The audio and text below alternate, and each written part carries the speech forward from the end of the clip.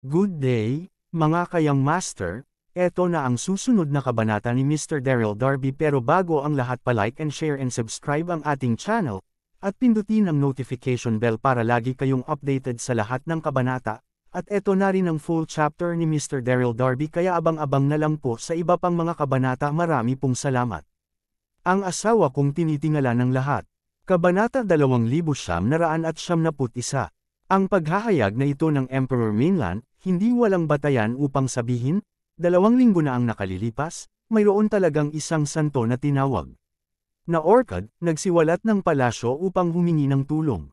Narinig ko rin ang tungkol dito.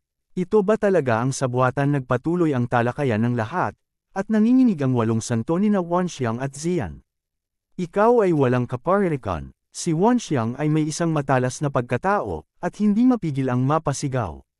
Kay Kenny pinatay ni Daryl si Saint Langson.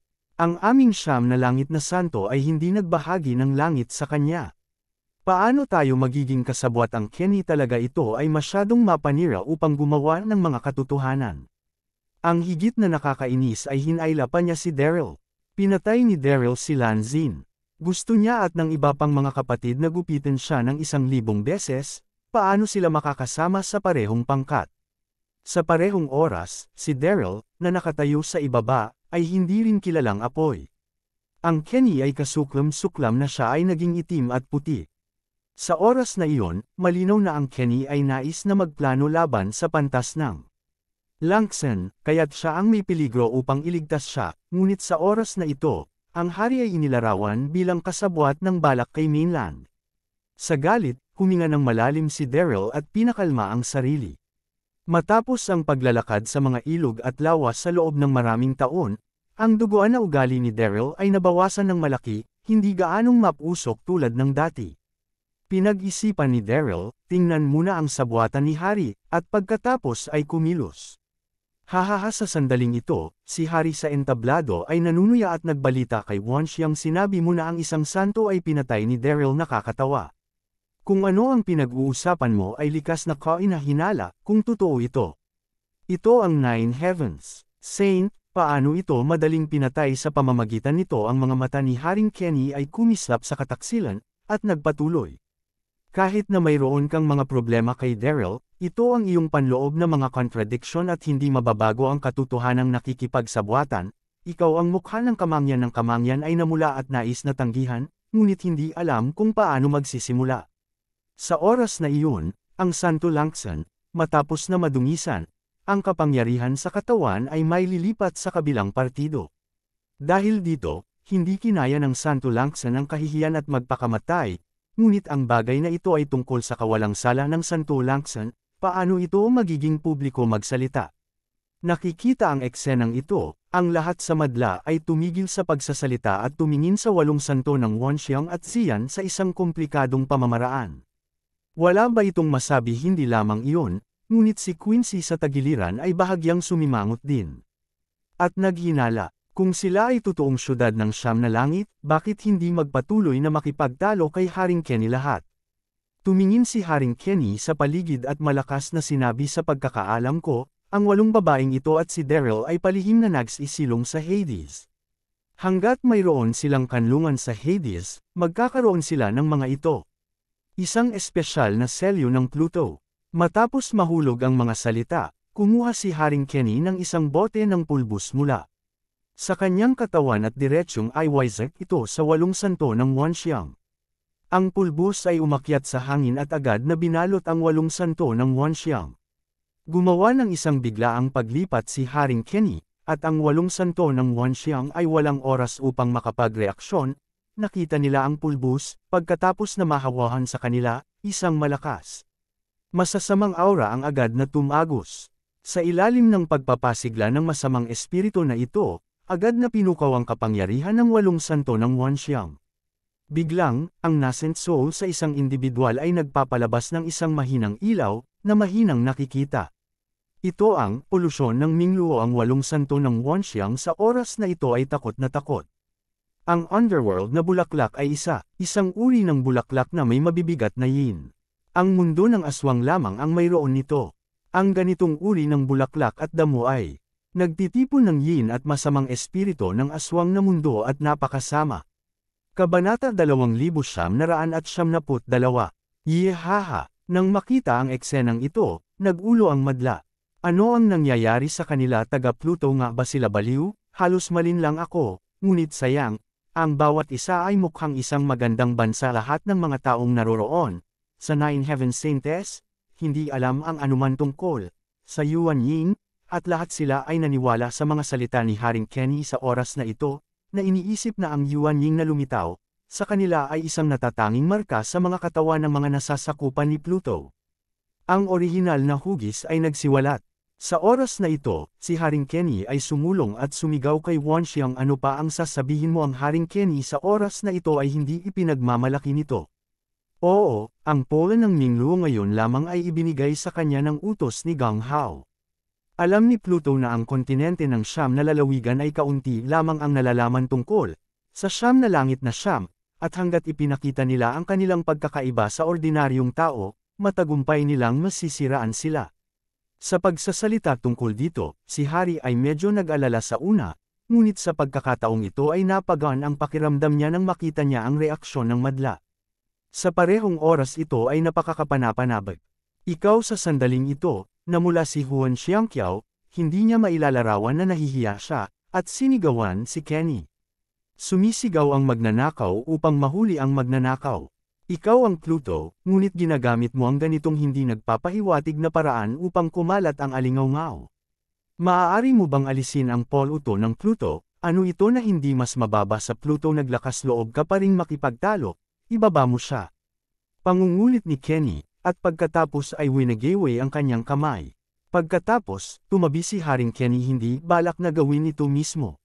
Siya ay isang pape na Pluto, na may isang walang kapantay na masasamang pamamaraan, kaya natural na hindi niya ito ipapakita sa harap ng lahat. Wow! Sa isang iglap, ang mga piling tao ng Imperial Forest Army na dinala ni Haring Kenny, pati na rin ang nakapaligid na South Cloud Imperial City na ipinagbawal ng mga gwardya, ay nagbuhos ng sunod-sunod, na pinalilibutan ang mahika na insenso sa 8 grupo. Kasabay nito, iginuhit din ni Quincy ang kanyang mahabang tibak at malamig na uminom sa Wanxiang. Ikaw ay matapang, manggahas na gayahin ang siyenteng langit na santo tulad ng karamihan sa mga tao, nakita ni Quincy si Wanxiang. Pagkatapos ng 8 Yuan Ying, naniwala rin sila ang mga salita ni Haring Kenny. Sumisigaw at umiinom, ang panloob na puwersa ni Quincy ay hinimok, ang kanyang figure ay namangha, at siya ay binutes ang Wanxiang ng isang tibak. Pagbas ang mga nakapaligid na bantay at ang piling tao ng Yulin Army ay nagsimula ring lumipat patungo kay Ziyan. Sa isang iglap lang ng mata, sumiklab ang matinding laban. Nakikita ang eksenang ito, sunod-sunod na umatras ang lakas ng mga nakapaligid na pangunahing sekta, na pinapanood ang sitwasyon. Nako, lihim na nababalisa si Daryl. Ang bawat isa ay naniniwala sa mga pagkakamali ni Haring Kenny at naniniwala na ang Wanxiang ay peking Siyam na langit na mga banal. Ano ang dapat nating gawin ngayon? Gusto mo tumulong? Ang layunin ni Haring Kenny ay dapat na makuha ang buhay na Siyam na langit na banal, at hindi sila dapat payagan na mahulog sa kamay ni Haring Kenny. Gayunpaman, pagkatapos na pag-isipan ito, ang iba't ibang mga puwersa ng Siyam na langit na banal ay makapangyarihan, at mahirap kontrolin, ang mga ito sa mga nasasakupang hari, at Quincy at iba pa. Sa pag-iisip nito, sinubukan ni Daryl na huminahon, at kasama ang lahat sa paligid niya, binigyan niya ng pansin ang sitwasyon sa entablado. Princess, sa oras na ito, nakipag-usap ang Wanxiang sa mga piling tao ng Yulin Army sa harap niya, at sumigaw kay Quincy. Kailangan mong maniwala sa amin, hindi kami mga peke. Ang Kenny na ito ay may masamang hangarin ngunit hindi siya tapos na. Nag-ambala si Quincy. Ito ay totoo o hindi, darating ito sa madaling panahon, mahuhuli mo muna ito. Malamig na tugon ni Quincy, nang walang bahagyang pagbabago-bago sa magandang mukha. Sa totoo lang, hindi rin ito pinaniwalaan ni Quincy, ang Wanxiang sa harap niya ay peke. Ngunit ang mga kakatwang marka ay lumitaw sa kanilang mga katawan ngayon lamang, na nagpapahala sa mga tao. Sa oras na ito, hindi alam ng Quincy na ang 8 santo ng Wanxiang ay nagmula sa kaharian ng Diyos, at ang kanilang pangangatawan ay ibang-iba sa mga ordinaryong tao. Nakikita ang Quincy na hindi naniniwala sa kanyang sarili, si Wanxiang ay buong balisa. Kabanata 2973. Wanxiang, bilasan muna natin. Kinagat ni Ziyan ang labi niya at hindi mapigil ang sumigaw. Tumango si Wanxiang, at kaagad na nakikipagtulungan kay Ziyan, na nagmamadaling lumabas ng dambana ng dasal. Bang ilang sandali, nakita ko ang 8 santo ng Wanxiang, na nagtulungan sa pag-unawa ng katahimikan, at sa parehong oras, ang mga figure ay napaka-agile at nakasisilaw. Sa isang iglap ng isang mata, ang pagkubkob ang mga elite ng Imperial Forest Army at ang mga bantay ay pawang kinubkob. Lumabas at isa-isang naipasa. Ang Quincy ay napailing din ng isang palad, at kumuha siya ng ilang dosenang mga hakbang pabalik, ang kanyang hininga ay nabalisa, at ang kanyang nisla na mukha ay mapotla. Nang makita ang eksenang ito, napikulot ang bibig ni Daryl, at lihim siyang huminga ng maluwag. Karapat-dapat na maging siyam na langit na banal, ang lakas na ito ay talagang napakalakas. Sa kanilang lakas, makakalabas sila sa panganib sa lalong madaling panahon, at hindi na kailangang mag-alala tungkol sa kanila. Ginawa mo, lihim na nakasimangot ang Kenny sa entablado. Matapos ang panghuli sa lahat, ang 8 mga banal na ito ay hindi dapat payagan na makatakas. Sa pag-iisip tungkol dito, tumingin sa paligid si Hari at bulalas lahat, sila ay mga alipors ni Pluto. Kung papayagan silang makatakas, magkakaroon ng walang katapusang mga kaguluhan. Mangyaring gumawa din ng sama-samang pagkilos. Narinig ito, ang iba't ibang mga sekta na naroroon, natigilan silang lahat, at pagkatapos ay sunod-sunod silang tumugon. Oo, hindi mo sila hahayaang tumakas. Paano nila hahayaan na laganap ang kanilang mga masasamang espiritu sabay tayo? Lahat ay patuloy na lumalabas, ngunit wala sa kanila ang tumayo. Ang iba't ibang sekta na naruroon ay hindi bobo. Mayroong ilang mga Wanxiang sa harap nila. Malakas sila at mamamatay kung sila ay walang ingat. Sino ang ayaw mabuhay ilang mga bruha, panoorin mo akong pumarito upang linisin ka. Ngunit sa sandaling ito, nakarinig ako ng isang pagsigaw, kasunod ang isang puting figura, kasing bilis ng kulog, at diretsyong sumugod sa larangan ng digmaan, nakasuot ng puti at nakabalot ng puti damit. Mayroong isang malakas na kapaligiran pataas at pababa. Ito ang puting kabayo. Sa pagkakataong ito ay dinala ko ang palasyo ng Eternal Life upang lumahok sa komperensyang ito. Ang pangunahing layunin ng White Horse ay upang sumikat sa buong mundo.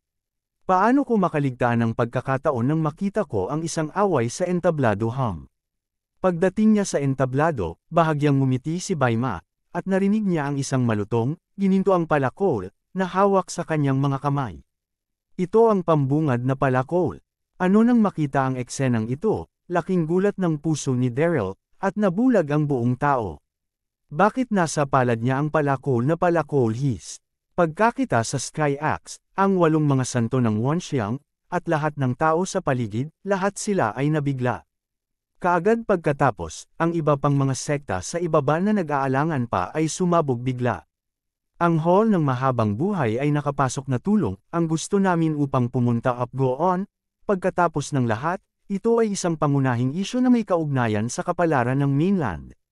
Bukod, ang mga bagong Eternal Life sect ay isang palakol sa ang kamay niya, kahit ang 8 babaeng iyon kahit gaano kalakas, ang lakas niya, kaya niya itong panindigan. Oo, saka huwag maghintay, sabay tayo. Hula, sa ilalim ng talakayan, ang mga masters ng sekta ng iba't ibang mga kontinente ay hindi na nag-atubili, at hinimok, ang kanilang panloob na puwersa na sumugod sa larangan ng digmaan, at naglunsad ng isang opens iba patungo sa Wanxiang. Bago magulat ang mga taong ito sa lakas ng 8 mga santo ng Wanxiang, lahat sila ay natatakot.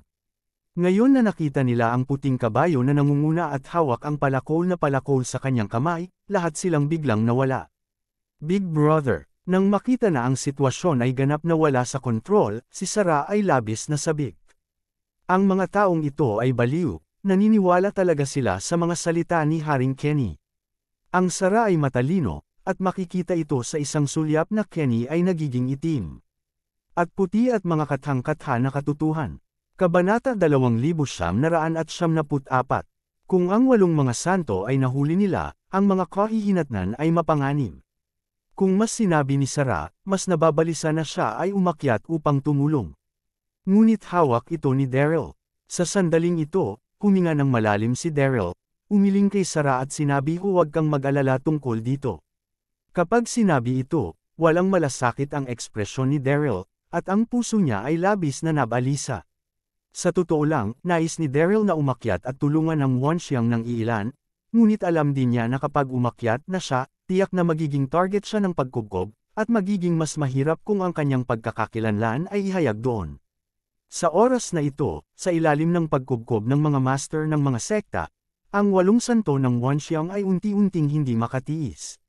Pinag-uusapan kung saan, sa lakas ng 8 mga santo ng Wonxiang, na nakaharap sa pagkubkob ng maraming mga sekta, hindi ito sulit, ngunit alam nila sa kanilang mga puso na ang lahat ng ito ay niloko ng hari kaya't maaari nilang maging malupit sa mga sekta na ito. Kaakibat ng bukas na palakol ng puting kabayo, ang 8 santo ng Wonxiang, na unti-unting nawawalan ng lakas.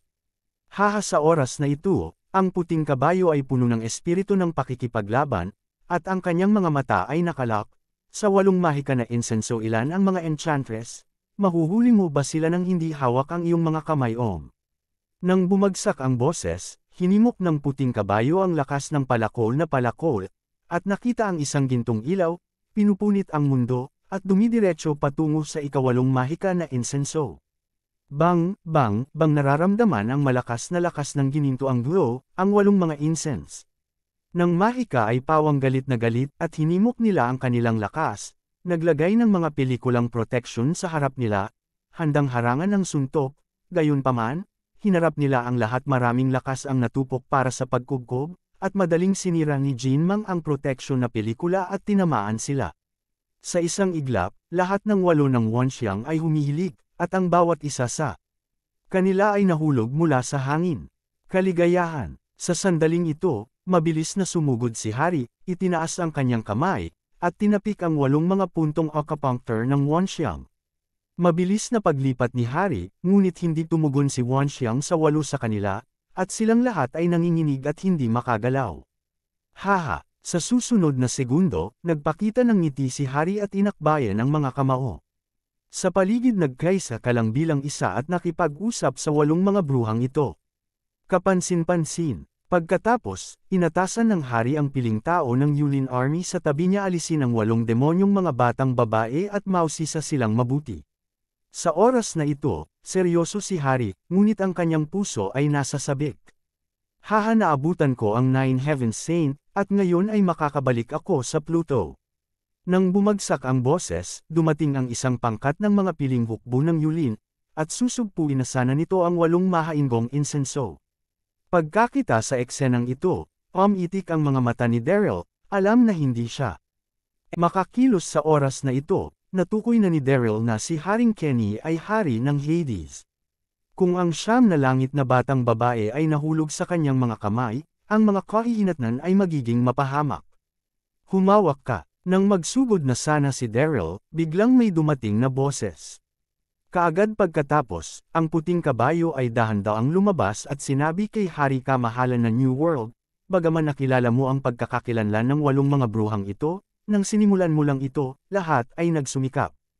Maaari ka lang magsabi ng isang salita, kunin mo sila malayo, natatakot ako na hindi ito naaangkop habang sinasabi ito, patuloy na nakatingin si Baima kay Wonxiang. Sa puso ni Baima, wala siyang pakialam sa 8 mahimog na insenso, sa 9 na araw na santo, o sa mga nasasakupang Pluto. Alam niya lamang na ang 8 babaeng ito ay pawang nalulula ng bansa at ng lungsod, napakaganda at walang kapantay. Paano upang makuha ito kung dati, hindi maglalakas loob si Baima na makagambala sa harap ng King Kenny, ngunit ngayon iba na ito. Siya ang Lord ng Eternal Life Palace, at mayroon din siyang palakol na palakol. Nang marinig ito, biglang naging mahirap tingnan ang mukha ni Hari, at malamig niyang sinulyapan ang puting kabayo. Sa isang maliit na master ng palasyo ng Palace of Eternal Life, ay naglakas loob na harapin siya, na halos naghahanap ng kamatayan. Hindi masama, nang palihim na inis ang Hari, dahan-daang lumabas si Quincy at marahang sinabi. Ang 8 babaeng ito ay nauugnay sa kaligtasan ng mainland, at ang aming pamilya ng Hari ng South Cloud ay nalito sa kanila.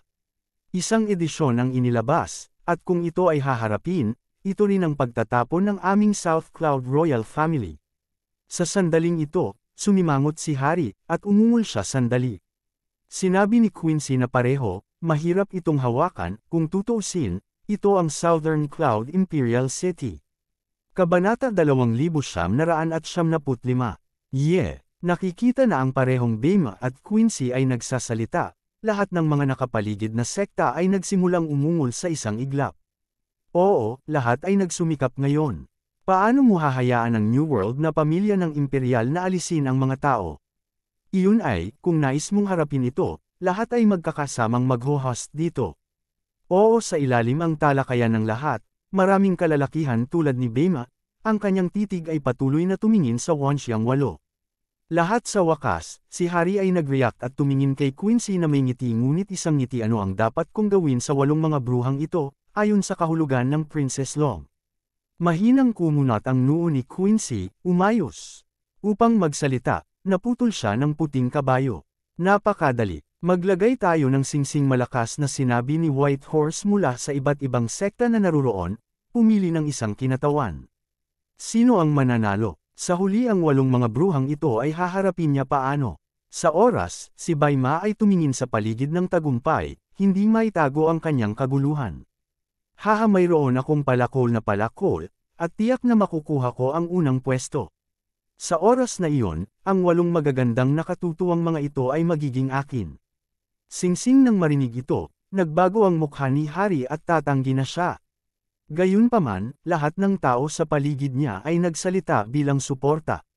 Oo, ipaglaban mo lang ang singsing. Makatarungan iyon. Kasabay nito, dahan-daw ang tumanggo si Quincy ngayon mayroon lamang sa ganitong paraan. Iyong kamahalan na New World, ano sa palagay mo ha?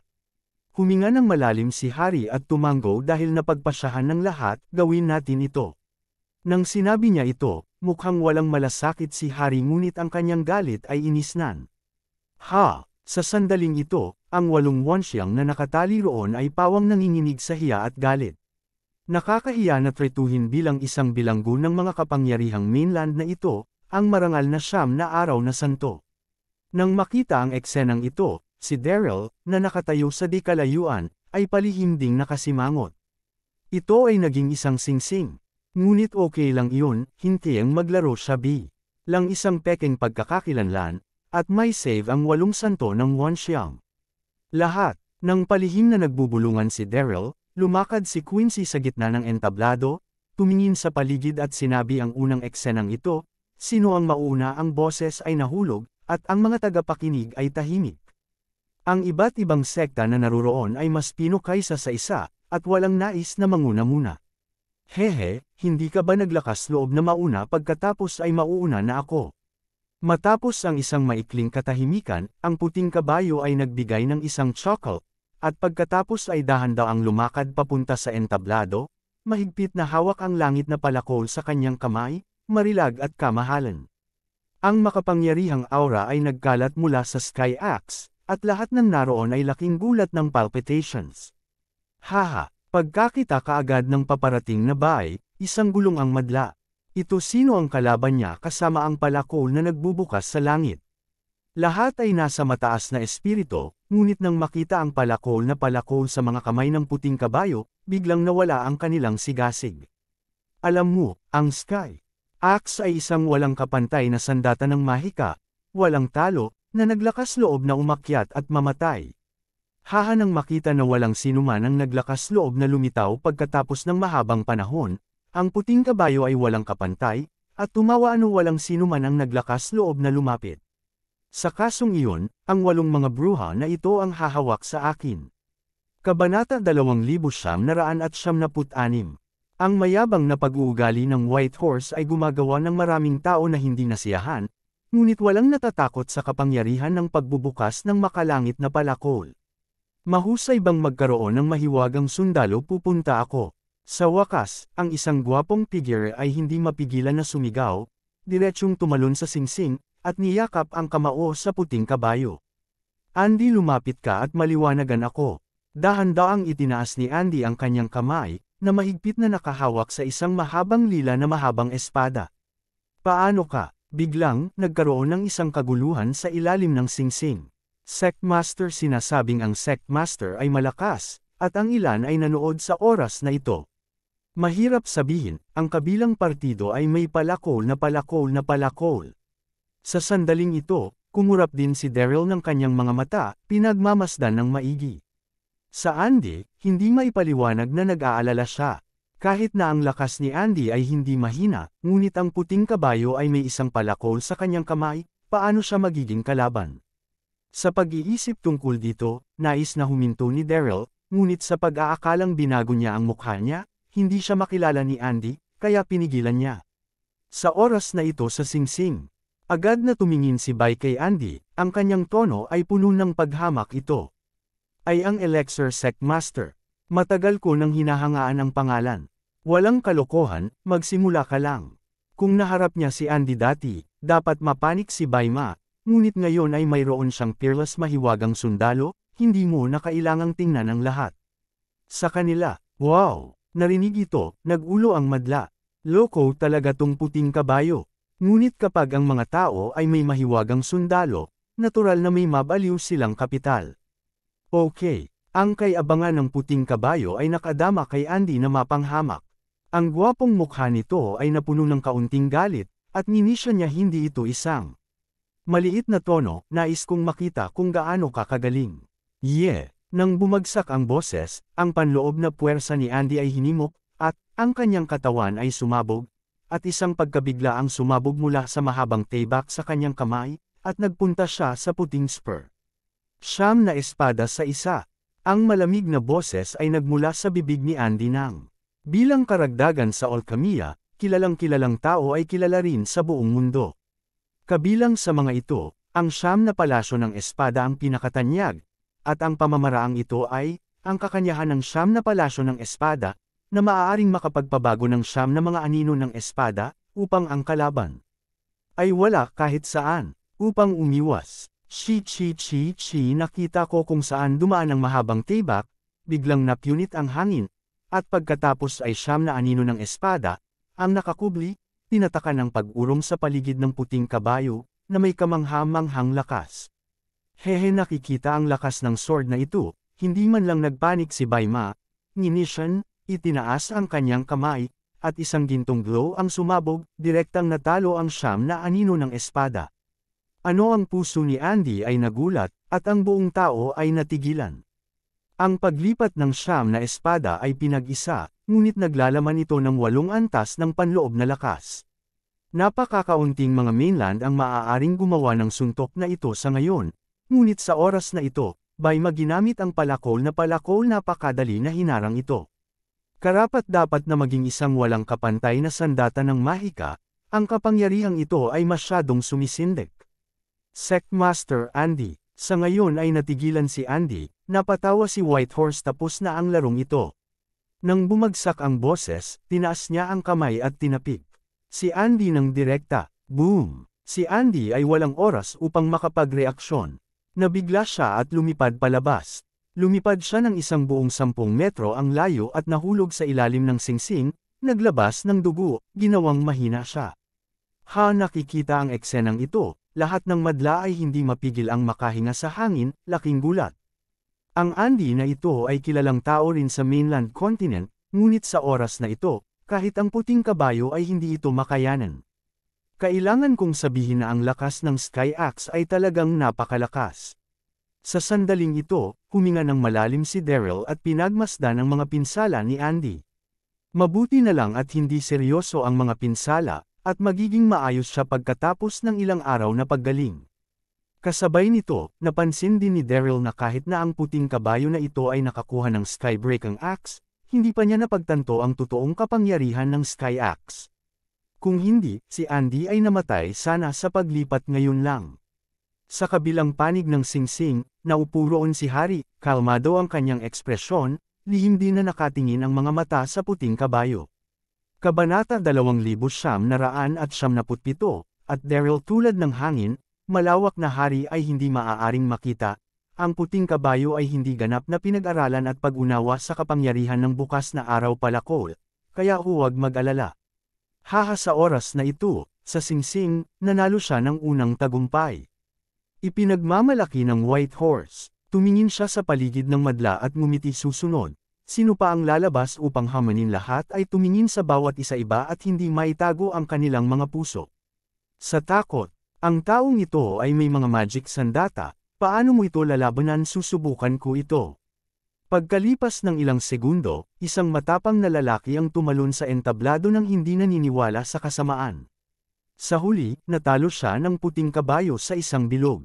Nang maglaon, maraming mga masters ng sekta ang dumating upang hamanin, ngunit wala sa kanila ang maaaring mahuli ang paglipat ng puting kabayo, at lahat sila ay napahiya at natalo. Manalo ng ilang mga sunod-sunod na laro, ang White Horse ay mas mayabang at bulalas. Sino pa ang hindi tatanggapin? Umakyat ka na lang. Nanalo ito ng 9 na sunod-sunod na laro. Kung walang susunod na hamon, ang 8 magagandang dilag ng pambansang kagandahan, nasa kanila itatalaga. Narinig ito, lahat ng madla ay hindi naglakas loob na tumakbo ng mabilis sa entablado. Sa sandaling ito, huminga ng malalim si Daryl at akmang hamanin siya.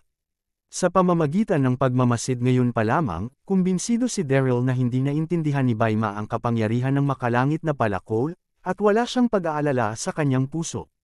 Dapat mong malaman na nang mapagtanto ni Donahue ang totoong kapangyarihan ng makalangit. Maaaring labanan laban sa kanya. Kapag nakaharap sa puting kabayo, natural na walang labis na presyon. Whoosh! Gayunpaman, bago umalis si Daryl, nakakita siya ng isang kaaya-ayang figure na dahan-daang naglalakad patungo sa entablado. Heroic, walang kapantay na alindog, ito ay si Quincy Long.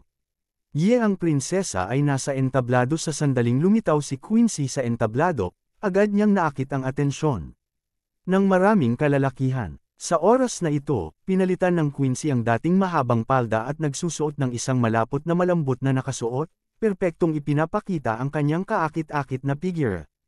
Para sa isang sandali, maging ang puting kabayo o ang iba pang mga kalalakihan sa paligid, ang mga mata ay nakadiretso. Haha! Sa sandaling ito, pinanood ni Baima ang Quincy na nakangiti habang hinahangaan ito. Ang kanyang Royal Highness Princess ay dumating din upang hamanin. Ito ay talagang isang karangalan na narito. Ang tingin ni Baima ay gumawa ng Quincy na hindi komportable. Banayad na sinabi, hindi na kailangang makipag-usap ng walang katuturan, magsimula na lang tayo.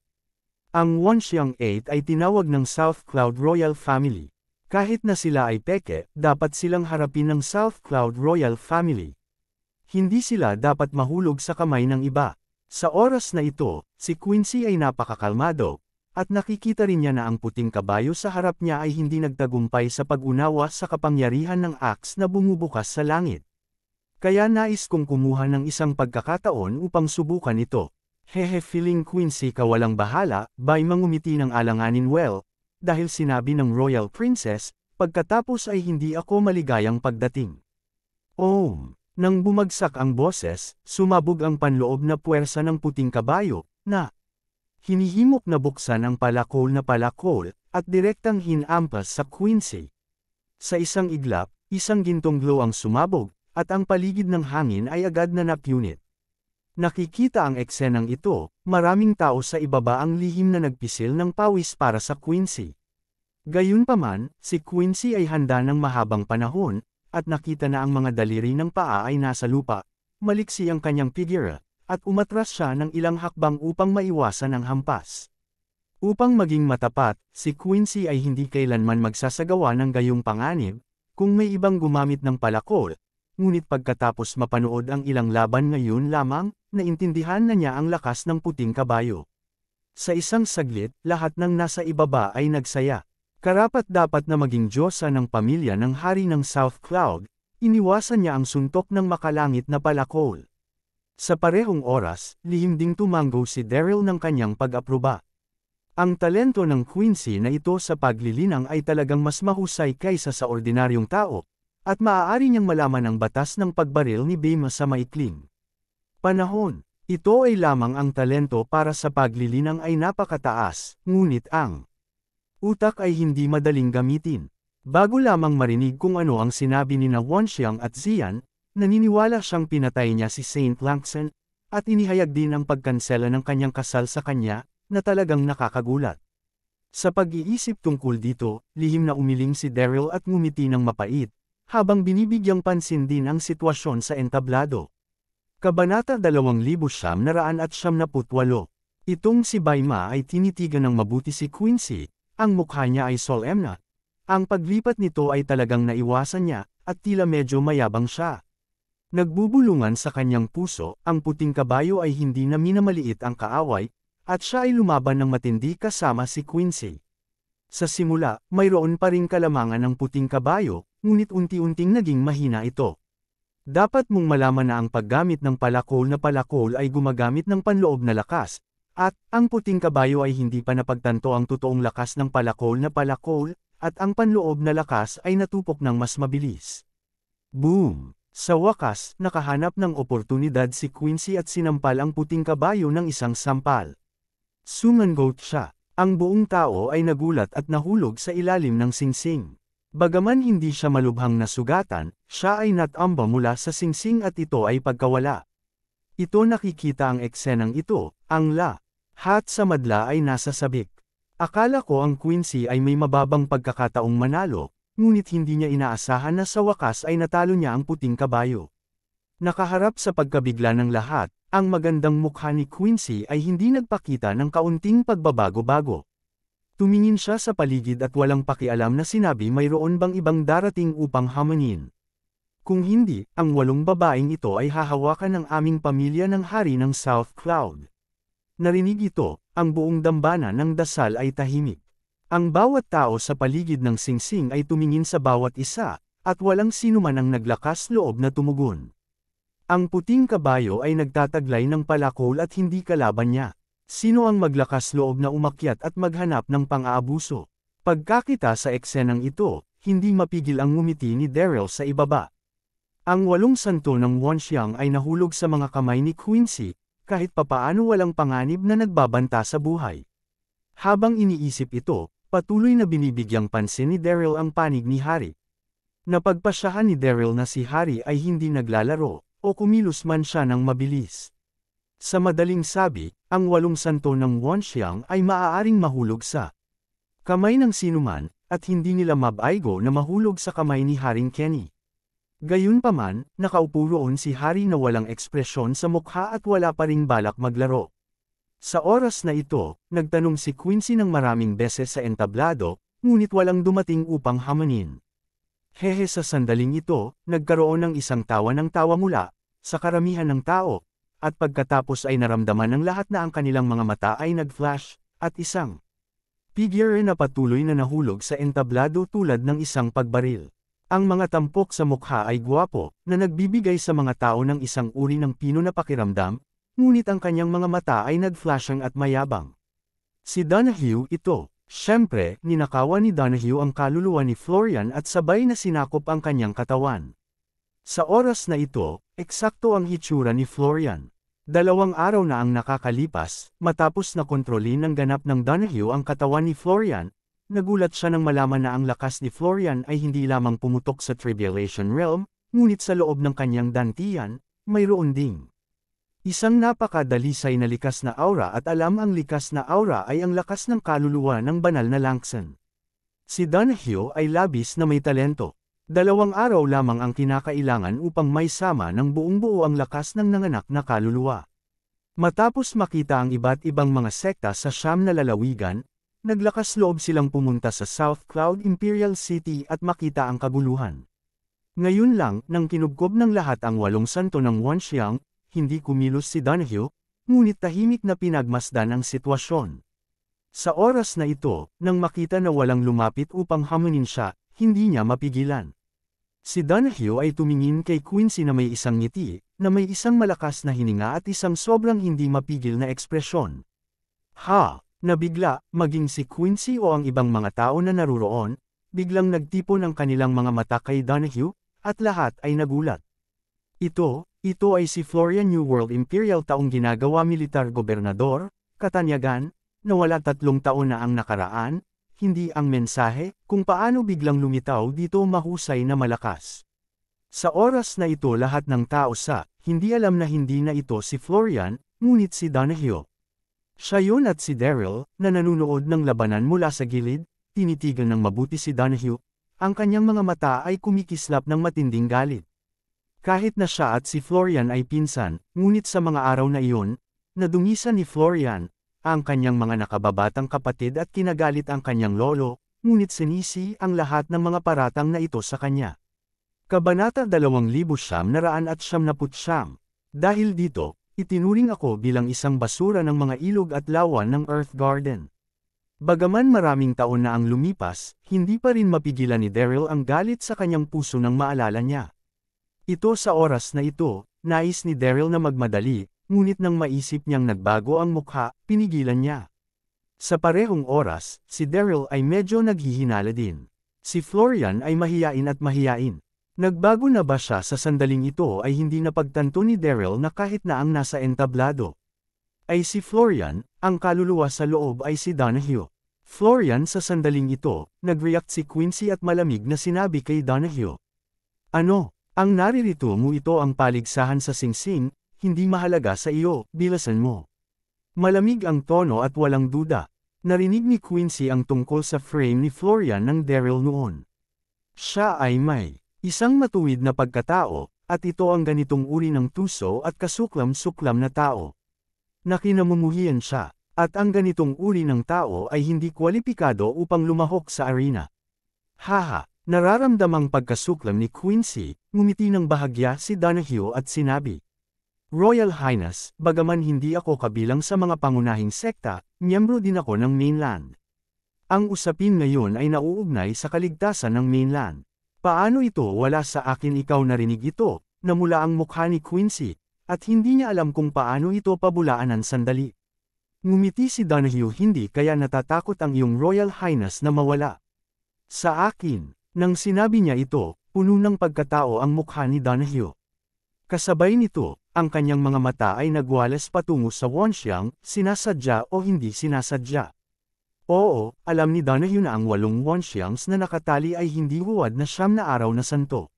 Dahil sa pangunahing lakas ng Santo Langsan, malinaw na naramdaman niya ang ika-8 mga kaluluwa ni Wonxiang. Sa puso ni Donahue, wala siyang pakialam sa pagkakakilanlan ng 9 Heaven Saints. Alam niya lamang na sa 8 kapangyarihan ng pagtatapon ng Wonxiang, maisasama niya ang kanilang kalakasan na lakas, at pagkatapos ay magkakaroon siya ng lakas na lumaban-laban sa Pluto. Sino ang nagsabing takot akong mawala narinig ito? Ang mukha ni Quincy ay namula at galit na galit siya. Okay, makikipagkumpetensya ako sa iyo.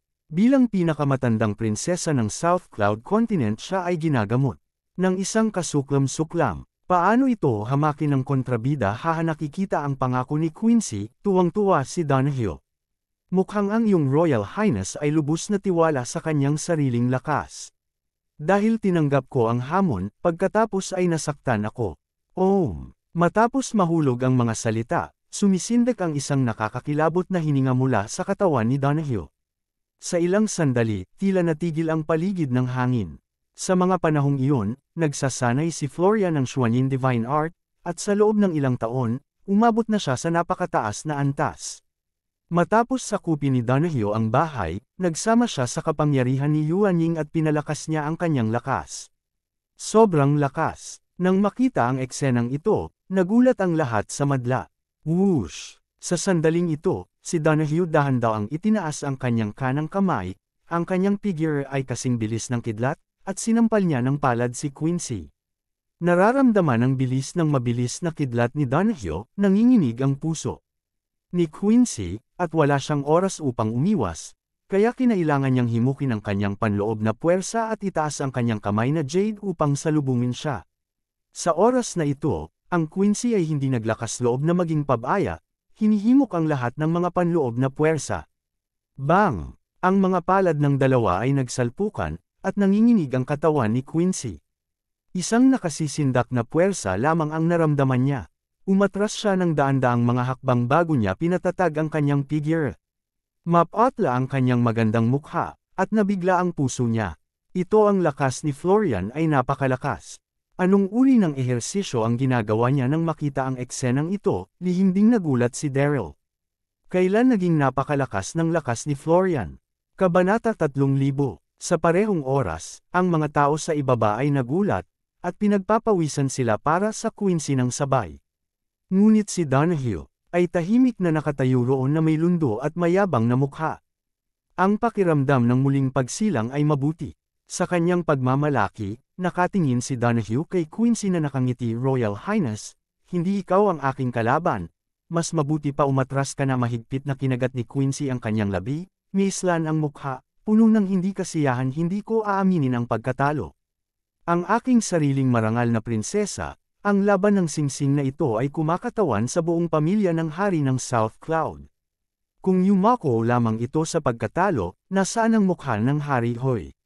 Narinig ang sagot, umiling si Donahue at bumantong hininga. Ako ang pinaka nakakaawa at mahalin na Jade, ngunit dahil napaka-persige mo, huwag mo akong sisihin. Alam ni Donahue na ang espesyal na kapangyarihan sa Florian natuto sila mula sa siyam na langit na mga banal, kaya kahit na ano, dapat silang harapin ng Wanxiang at ng iba pa. Nang bumagsak ang boses, si Donahue ay nasuspine sa hangin, ang kanyang mga kamay ay dahan-daang itinaas, at sa maikling panahon, nakita niya ang espiritual na enerhiya ng langit at lupa sa paligid ng dambana ng pagbabasbas, walang habol na nagtatagpo. Sa susunod na segundo, ang mga langit at lupa na aura na ito ay nasa harap ng Donahue, nagpapalabas ng isang nakasisilaw na gintong bola palabas, nagniningning ng masilaw. Pakiramdam ang lakas na nilalaman ng gintong bola, lahat ng naruroon ay nakaramdam ng isang kaay-lahilakbot na presyon at mahirap huminga.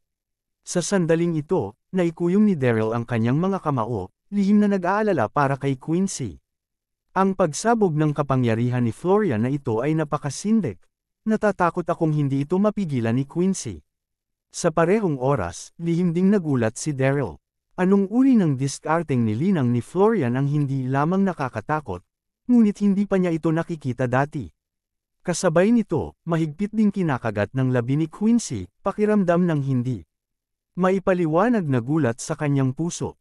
Ang kasuklam-suklam na kontrabida na ito ay napakalakas. Ang aura ay naistorbo sa palad ngayon, maaari niya ba itong pigilan sa susunod siya yon? Sa likod ng singsing, mayroong 8 Wanxiang na nakatali doon. Sa oras na ito, bawat isa sa kanila ay nanginginig, ang kanilang mga mata ay nakatingin kay Donahue, nagniningning sa gulat at galit. Ang gintong bola na isinama ni Donahue ay hindi makikilala sa iba, ngunit mayroong 8 mahalimuyak na samyu, ngunit ang mga ito ay napakalinaw. Iyon ang lakas ng orihinal na sanggol ng Saint Lancson. Oo, pinatay ng taong ito si Lan Xin. Nakatitig si Zian kay Donahue sa kalangitan, gulat at galit. Pagkatapos sinabi niya kay Wanxiang, hindi mo ba sinabi na ang mamamatay tao ay si Daryl? Bakit ang katawan ng taong ito na may lakas ng nascent soul ni Lancson? Kapag nadungisan ang Nine Heavens Saint, ang lakas ng kanyang sariling nascent soul ay may lilipat sa ang kabilang partido. Sa katawan, ito ay isang hindi nababagong batas. Ako narinig ang tanong ni Zian, kumunat ang mga kilay ni Huan Xiangxiu, at naramdaman niyang nalilito. Hindi ko alam. Nang sumugod ako sa eksena, sinabi sa akin ni Lan Xin ng personal. Oo, ang mamamatay tao ay si Daryl, ngunit ano sa pagtatapos ng usapan, walang masabi si Wanxiang, tuluyan nang nalito ang isip niya. Hindi kaya ang pagkamatay ni Lan Xin ay may ibang itinago na iintindihan mo ba si Daryl? Ito ay lamang nahuli na upang sabihin ang anumang bagay.